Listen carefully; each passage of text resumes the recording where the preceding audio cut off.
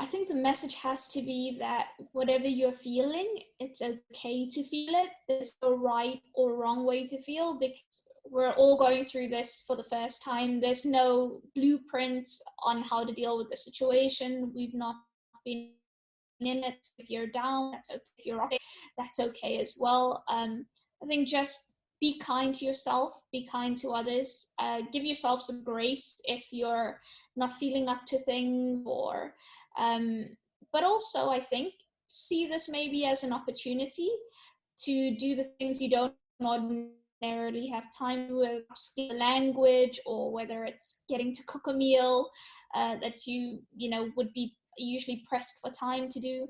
And also find things that make you happy, you know, whether it's exercising or listening to old music albums, just whatever is uplifting to you. And I think beyond that, just remember that everybody is around the world, no matter what their status is, how rich or poor they are, they're all going through the same thing. So if you can be kind and check in on people, I think that would be greatly appreciated in this time. What are some of the positive stories that you've been able to tell through this pandemic? I think just the way football has come together to alleviate some of the issues in the community, whether it be helping out food banks, as we've seen with Liverpool, Manchester City, Manchester United, whether it's being their stadiums to the NHS to use as auxiliary hospitals. We've seen Gary Neville, who owns hotels, give his hotels up to the NHS as well. There's been a lot of action from a lot of different players, from their own like personal initiatives. Marcus Rashford helping schools, or kids who would ordinarily just receive meals at schools, helping them still get fed.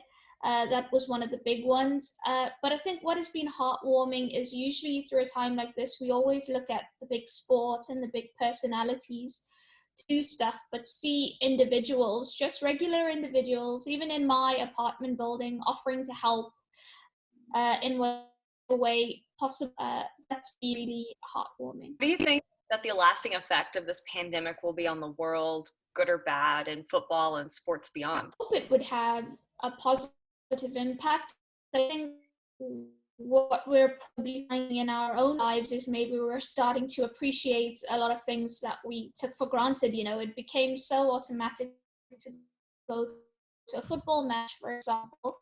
Don't walk in and appreciate the atmosphere, the sound, the passion of people just sitting on your skin. Now I'm so eager to get back to that and to experience that, and I don't think I'll take it for granted again now that I don't have it.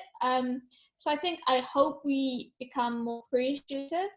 And one of the things that really has resonated with me during this period is Jurgen Klopp said he hopes that in 40 years or 50 years, when people look back at this period, they think how humans came together in solidarity, how kind people were to one. And I hope just as people, but as a whole, as a society. You know, society is made up of so many different types of people from so many backgrounds, and we all love sports. What is the importance of diversity in sports? It's massive.